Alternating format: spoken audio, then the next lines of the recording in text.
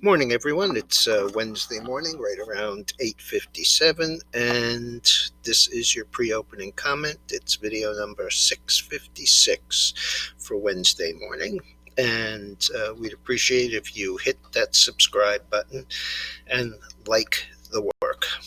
Okay, DOMA, D-O-M-A, real estate title company, sponsored by Lennar, is going public in a SPAC, of course. No real information on it other than it seems to make a fair amount of sense for Lennar to be involved with a title company. Oscar Health priced well above its previous indication. The IPO is priced at 39. Merck is helping Johnson & Johnson. I guess that's the Defense Production Act. They are going to be making J&J's vaccine. Means absolutely nothing to either stock.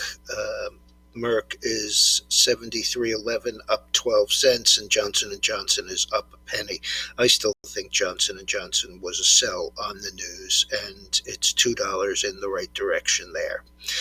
Lyft had its best week since 320. I mentioned this last night. The stock was up a little, but this morning it's up 5.2%. It's 60.25, up 294. And as I mentioned last night, I want to draw the distinction between Lyft and Uber. Uber is now focusing on, or lacking focus, by having delivery of groceries, food through Uber Eats, plus rideshare. And they're international, so they have currency issues also. Lyft, on the other hand, is a U.S. company who is completely focused solely on rideshare, and they had their best week in a year since the beginning of the COVID issues in March of last year. And as I said, the stock is up almost $3, 5.2%.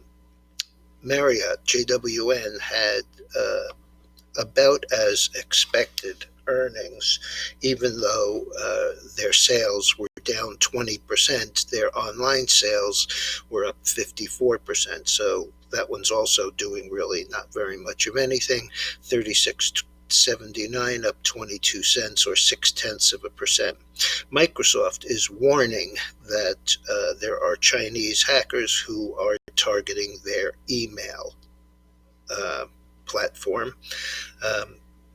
They don't really say that much about it, but the stock was raised to a buy at Apollo, which also didn't help it. The stock is 232.53, and that's down 299, or 1.27%. SLGG, Super League Gaming. I thought this might be a betting stock. It is not. Super League Gaming is 522, up 95 cents, or 23%. It was picked up as a buy yesterday, and it is a video gaming company, people watching people play. Rio Tinto, the chairman, is leaving. This was because of his stewardship of the company at a time where it destroyed a bunch of ancient caves and got into fairly serious trouble for it. The stock is 90.11. That's down 123, or 1.35%. The Dow's been all over the place. It was up as much as 160 that I saw. The ADP news came out adding 117,000 new jobs, and that was dramatically below the estimate, a big miss. The number they were expecting was 225,000, and they missed it by basically 50%. The NASDAQ, which was also up, is now down 50. The other markets, Europe is up, Asia is up. As a matter of fact, Hong Kong was up over 3%. Excuse me.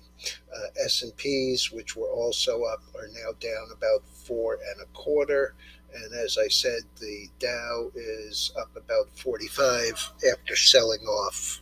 The thing that surprises me is the chart on the screen, which is gold. Not that I'm surprised to see it lower. I've been talking about it, and if it breaks this low from yesterday at 1704.60, I believe it's going to be 1650.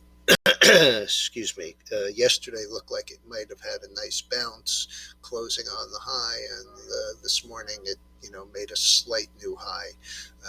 Yesterday's high was 1737.80. Today's high is 1739.10. So just a nominal new high, but again below this 5-day moving average, which continues to fall.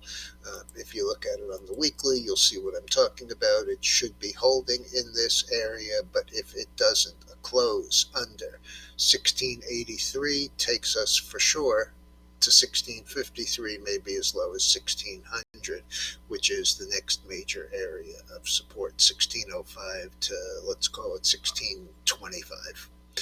So that is not great. And I would have thought that on the issue of less than expected new hirings last month, that we'd have that bad news is good news for gold, and yet it didn't help it at all. In fact, the gold was down only about 8 or 10 earlier this morning, before now being down almost 21. The other one in focus right here, well, two of them.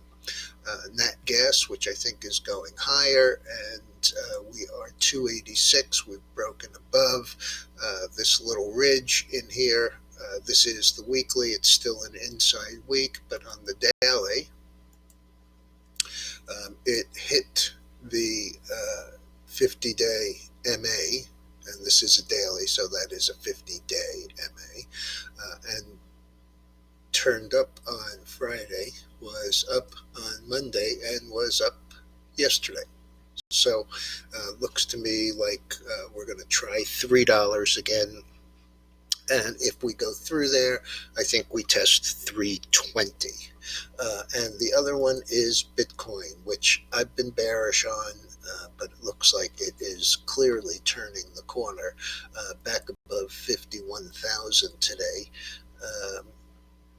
I don't mind being wrong on it. We still have a small position in GBTC from $18.26, and it's currently trading around 47 or 48. We've been a seller. I sold some late last week at 46.60. So, if we can break above or close in this area, even if we don't, in fact, I think we may have already. This high was 52,875, and today's was 53. So while that's just a nominal break, it is a break above.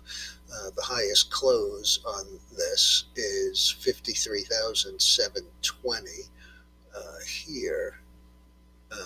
The previous day, 55,530. It was up almost $3,000 that day.